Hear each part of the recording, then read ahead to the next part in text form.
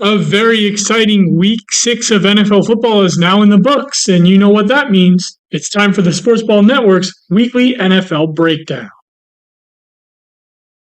Thursday night kicked off with the Kansas City Chiefs taking care of the Denver Broncos, winning pretty handily 19-18. The game really wasn't close at all, and Kansas City's defense stood out to me as it put in an excellent performance against a Denver Broncos offense, which up until this point had been relatively okay, picking off quarterback Russell Wilson twice and sacking him 4 times. If you're a Kansas City Chiefs fan, you have to be encouraged by the team's performance on defense. And once the offense starts to get back in the sync, I'd expect this team to be the class of the AFC once more. Meanwhile, everything that could have possibly gone wrong for the Denver Broncos so far this season has. The defense was pretty terrible for these first 6 weeks, and after this week's performance, we can now firmly say the offense has hit that territory as well. At this point, everything in Denver has to change. Coaching, quarterback, how the front office manages everything. Really, you name it, it probably has to change for this team. Because what they've been doing since they won the Super Bowl back in 2015 clearly has not been working. Sunday football kicked off early once more in London this week again, as the Baltimore Ravens ended up beating the Tennessee Titans 24-16. Let's talk about the losing side here first. Quarterback Ryan Tannehill does not look good, and following an injury that forced him to leave the game, the Titans are now down to Malik Willis and rookie quarterback Will Levis. It's unsure who will start for the Titans at quarterback following the Week 7 bye, but given that their season has gone off the rails so far and the team is unlikely to make the playoffs in a stacked AFC, I would not be too surprised if Tennessee and their coaching staff looks towards developing the future of this team and starts potentially Will Levis or Malik Willis over Ryan Tannehill, even if he is healthy. I also would not be surprised if running back Derrick Henry also gets traded in the near future. Derrick Henry did look good on this day, running 12 times for 97 yards and a touchdown, along with hauling in 2 receptions for 16 yards. But one has to imagine that if Tennessee is going to start through this rebuilding process, that King Henry is not going to want to stay around for it. Meanwhile, for Baltimore, Lamar Jackson was relatively efficient. He threw for 223 yards and a touchdown and ran for 62 more on the ground. It wasn't perfect for Baltimore, and really the points in this game, it looks like they were lucky to come away with a win, but a win is a win, and it does keep them ahead of the Bengals, Browns, and Steelers in what is quickly becoming a tight AFC North. However, if Baltimore wants to keep this lead in the AFC North, they can't be making the sloppy mistakes that they did in this game, especially considering they get the privilege of playing the Detroit Lions next week, who legitimately look like the best team in the NFL right now. Kicking off the 1 p.m. games, the Atlanta Falcons fell at home for the first time in Desmond Ritter's career, losing to the Washington Commanders 24-16. Ritter did not look good in this game, and he threw 3 interceptions in the loss. The Falcons are an interesting team, I think. They definitely have the pieces to be competitive and potentially make a run in the playoffs, maybe even win the NFC South. But whenever I watch them, I can't help but think that their coaching and their quarterback play is really holding them back here. Poor coaching decisions feed into poor quarterback play, which feeds into the need to make coaching decisions to go around that poor quarterback play, and so on and so forth. It's really quite a vicious cycle. And at this point, unless Atlanta makes some major changes to both the coaching staff and their quarterback room, I can't help but think that they're going to waste this season. Meanwhile, for Washington, they improved to 3-3, and quarterback Sam Howell was not asked to throw the ball very much. He threw only 23 times, but he made those tries count. He threw for 3 touchdowns and led Washington to the win. I think Washington has something in this kid, and I wouldn't be surprised if he's a starter for them next year. Washington might not win the division or they might not make the playoffs this year, but they are showing that they are building something here. And considering that Washington in the past was unable to do so under their prior ownership, fans have to be thrilled with the direction the team is going in now. The Minnesota Vikings won in a very ugly fashion, but they did manage to get their second win against the Chicago Bears, barely beating them 19-13. The real story of this game is that quarterback Justin Fields went down with an injury, and his status for Week 7's game against the Vegas Raiders is unknown. I'm of the impression that if Fields is playing, the Bears have a chance to beat a Vegas team that looked very vulnerable this weekend. But if it's Tyson Bagent under center, I do not think Chicago is going to have a very fun week. Meanwhile, for the Minnesota Vikings, they improved to 2-4. They did not look particularly great. Kirk Cousins, after a scorching hot start to the season, has cooled off quite a bit. He only threw for 181 yards and a touchdown in this game. And really, the Vikings do not look like a good team here. But considering that Justin Jefferson could come back in a couple weeks, depending on how his medical evaluations go, and the team has a couple winnable games after this Week 7 tilt against San Francisco in matchups with Green Bay and Atlanta, the Vikings could potentially get hot and be an interesting team to watch for down the stretch. The Cincinnati Bengals ended up taking what can only be described as an ugly win against the Seattle Seahawks, barely edging them out 17-13. Cincinnati did not look particularly great in this game. The offense was not able to do a lot, although Joe Burrow did throw for 2 touchdowns and was able to move the team down the field just enough for them to get enough points to win this game. But a win is a win, and Cincinnati has suddenly become a very interesting team in the AFC North race, which has no team with a losing record in the division. Now, while the Bengals are at 3-3 after a slow start entering the bye, they have 2 tough matchups afterwards in San Francisco and Buffalo, and they're going to need to come out of the bye week much better than they have been if they really want to stay competitive in this division. As for Seattle, given that San Francisco has looked really good over these first 6 weeks, it's unlikely that this team is going to win the division. And with performances like this, one has to question if they are able to get a wildcard spot in the NFC as well. Teams like the Dallas Cowboys and either the Saints or the Bucs are likely to be competing for a wildcard spot. And even teams in their own division in the LA Rams could also challenge Seattle in the NFC playoff race.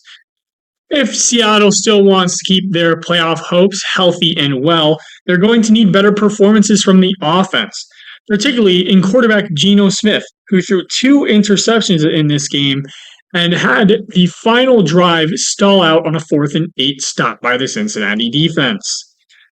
It's going to be very interesting to see how Seattle performs over the next few weeks. They have a game against Arizona that they should likely win up next, but then they face a tough Cleveland Browns defense and a tough team in Baltimore. I would not be too surprised if this team heading into Week 10 is at 500 or less. Speaking of that tough Cleveland Browns defense, the defense in Cleveland had a heroic performance and ended up handing the San Francisco 49ers their first loss in a 19-17 slogfest. If you were a fan of offense, this game was not for you, as neither side could really get anything going in the harsh weather conditions in Cleveland. Instead, the defenses each had a field day. San Francisco had 2 interceptions and 2 sacks. Cleveland had an interception and 3 sacks. And really, this was an example of a game where both teams were just happy to get out relatively healthy. Particularly San Francisco, who lost Deebo Samuel and Christian McCaffrey in parts of this game due to injuries. gonna have to monitor their status for next week's Monday night clash against the Minnesota Vikings. And if those two are unable to go, it suddenly makes that game a lot more questionable for San Francisco, who looked mortal in this game. Kudos to the Cleveland defense. They now have this team at 3-2, and if the Browns are going to continue to win, it's going to be because of that.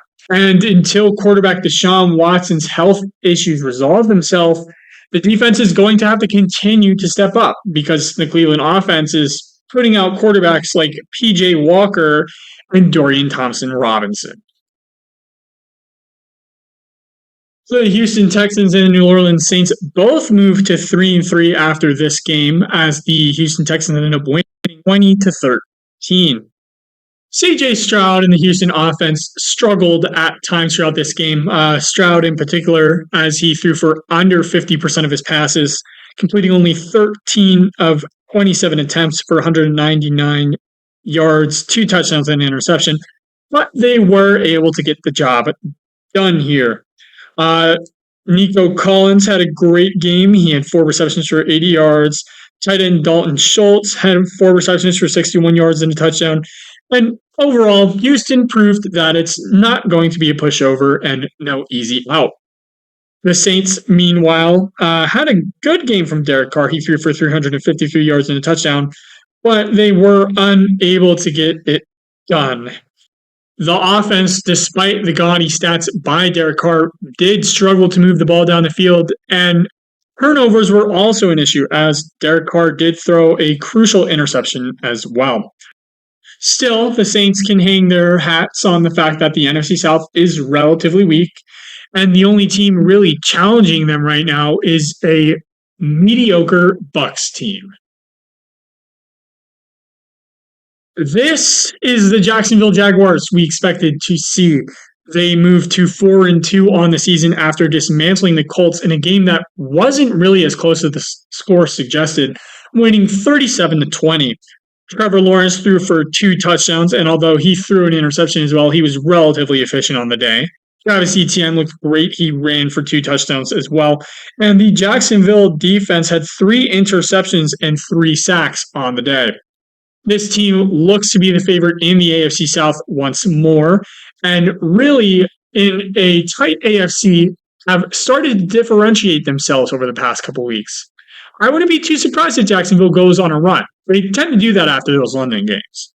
Meanwhile, for Indianapolis, they had bad news all day.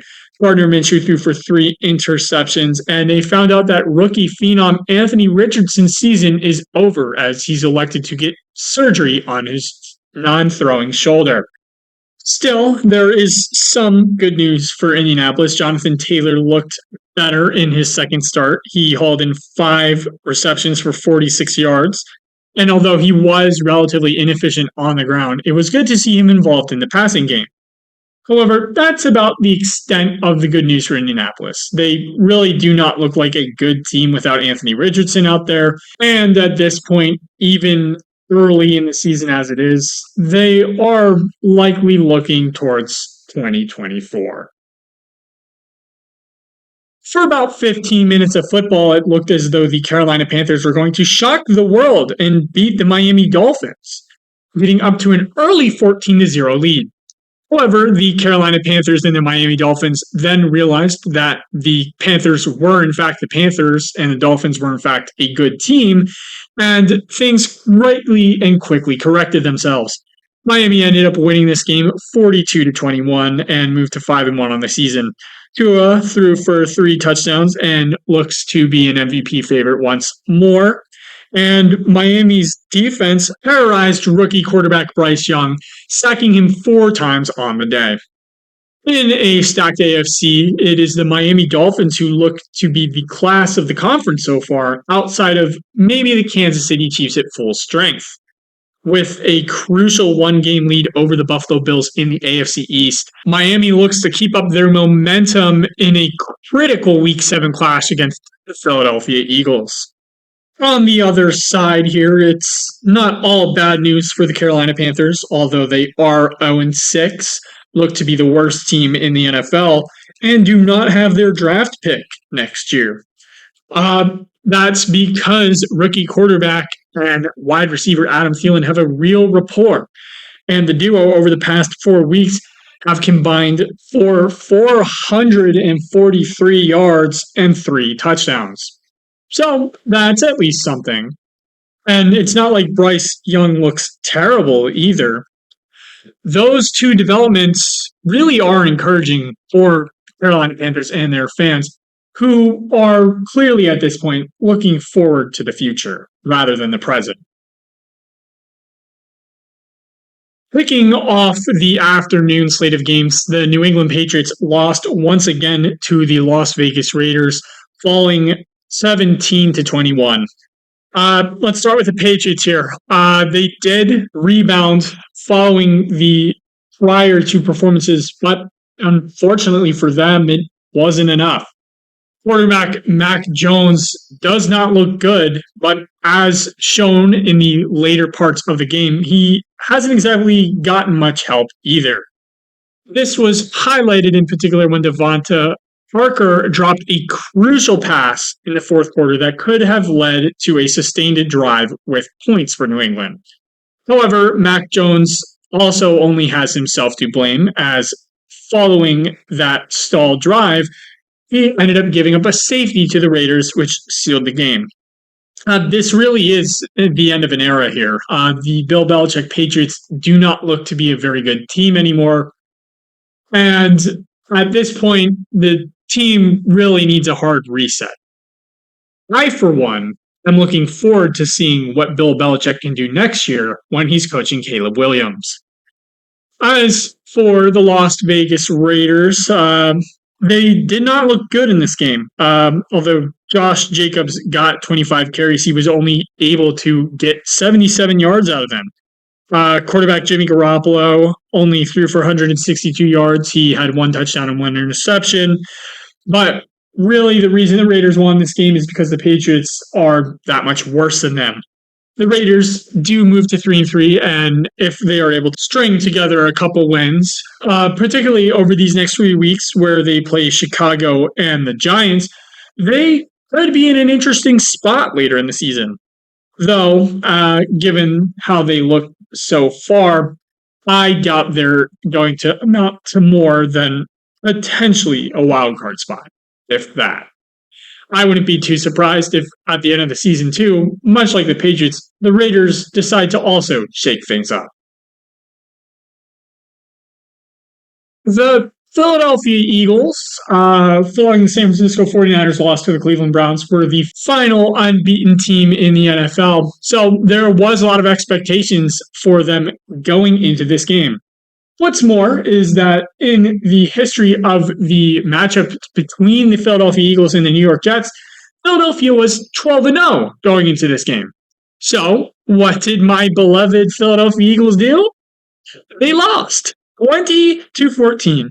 I hate this team. I hate them so much. Jalen Hurts threw 3 interceptions. The team looked completely outmatched and outcoached, and the problems that were rearing their head all season long came to a boiling point in this game.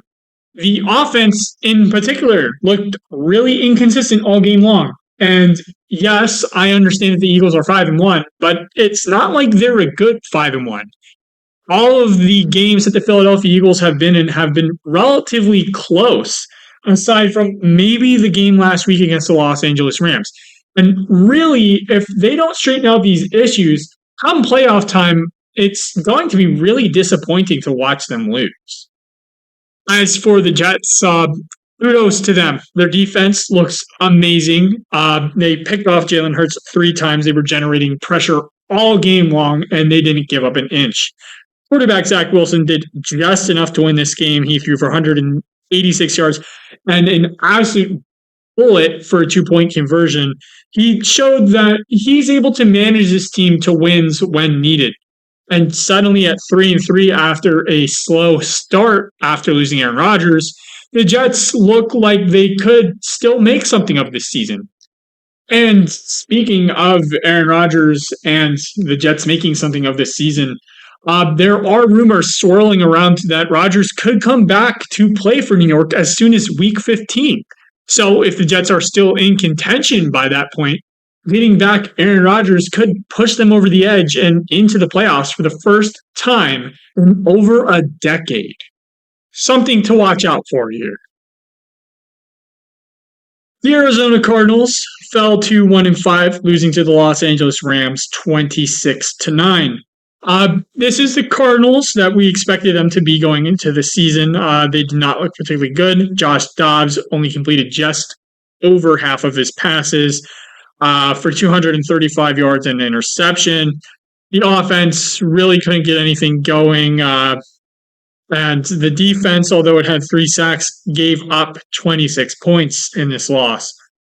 However, there is some intriguing news for Arizona Cardinals fans, as Kyler Murray's 21-day IR window has been activated, which means he's likely coming back before the halfway point in this season. In an NFC that really hasn't had any team break away aside from Detroit and maybe San Francisco, Arizona's still technically in it here. And if Kyler comes back and plays at a high level, they could surprise some people. Meanwhile, the Los Angeles Rams moved to 3-3 and had a pretty efficient day on the offensive side, particularly in the running game where Kyren Williams ran for 158 yards and a touchdown. However, Williams is hurt now and is likely to be out through at least the bye. So it is rookie Zach Evans who's going to be carrying the load moving forward. Next for the Rams is a tough Pittsburgh defense, followed by an even tougher Dallas one. So things could look a little bit worse for them before things get better here. It almost feels taboo to say, but the Detroit Lions might be the best team in the NFL. They took care of business against a pretty decent Tampa Bay Buccaneers team, winning pretty handily 20-6. Jared Goff threw for 353 yards and 2 touchdowns. He's balling out right now. And the Detroit defense had an interception as well as a sack on the day, but most importantly, did not really give up any points and did not give up a single touchdown in this game. Detroit just all around looks like a really well-coached, really, really impressive team. And honestly, at this point, I wouldn't be surprised if they end up as the number 1 team coming out of the NFC. As for the Buccaneers, they went into this game 3-1, but fell to 3-2. Baker Mayfield did not have a particularly great day. He threw for 206 yards and an interception. And the defense, although it had 3 sacks, was not really able to stop Detroit, who moved down the field mostly at will. The Buccaneers are going to want to forget this game. And luckily, with a Week 7 matchup against a floundering Atlanta Falcons, they're going to get the chance to do so pretty early here. Going into the fourth quarter of Sunday Night Football, the Buffalo Bills were held to 0 points. You heard that right. Going into the fourth quarter of this game, the New York Giants at 1-4 held the Buffalo Bills at 3-2 to exactly 0 points. It really looks like New York was going to win this game. However, fate had something different in mind, and Buffalo was able to pull out the win 14-9. New York's efforts, though valiant, were for naught. And although they were marching down the field late, their drive ended up stalling on a controversial 4th down incompletion. Tyrod Taylor actually looked pretty efficient in this game. He threw for 200 yards and played mostly clean football. Saquon Barkley, in his return, also looked pretty good. He ran for 93 yards and hauled in 4 receptions as well. And if the Giants honestly are able to play like this moving forward, although they're not going to win very many games, they could be a tough out and a tough opponent for anyone to beat, as shown this week. Buffalo, meanwhile, has to be highly, highly concerned. This is not the first time this team has struggled this season, and it very nearly cost them. Luckily, they were able to rely on quarterback Josh Allen's heroics in the end in this one, but against a better team like the Kansas City Chiefs or the Miami Dolphins, a performance like this is not going to cut it. They need to shape up fast, or else come playoff time, they'll be shipped out early. Wrapping up things Monday night, the Dallas Cowboys were able to barely hang on against the Los Angeles Chargers, winning 20-17. Los Angeles's final drive came up short as Justin Herbert threw an interception to end the game. And considering they are now at 2-3 following this loss in a tough AFC, things do not look great for their playoff hopes right now. Something that is going to help them, though, in the future is the return of Austin Ekeler. Ekeler was back in this game, but he did not do much. He only really hauled in 4 passes for 35 yards. He was relatively efficient on the ground. But moving forward, I expect the star running back to continue to ramp up his performances and get back to the elite level he was at the beginning of the season. And Los Angeles is going to need that too. Right now, they are on the outside looking in. And if they end up missing the playoffs this season, I would expect a major change, at the very least at the coaching level, and perhaps even higher levels on this team. As for the Dallas Cowboys, they moved to 4-2. Dak Prescott was efficient on the night, bouncing back from a rough performance with 272 yards and a touchdown in the air to go along with 40 yards and a touchdown on the ground. And the Dallas defense did its usual thing. The Cowboys at this point are what they are. They look to be a pretty good team, but if you put them up against a team like the Detroit Lions or the San Francisco 49ers at full strength, they're likely to lose. Of course, I could be wrong here, but that's just my impression of things here. And as long as Mike McCarthy continues to be their coach, I can't foresee Dallas making much noise in the playoffs, aside from maybe the occasional wild card win, which, considering Mike McCarthy's prior performances in Dallas up until this point, may not be enough to save his job come January. Thanks so much for watching this week's video. If you liked what you saw, be sure to give us a like and subscribe to the channel, and we'll catch you in the next one.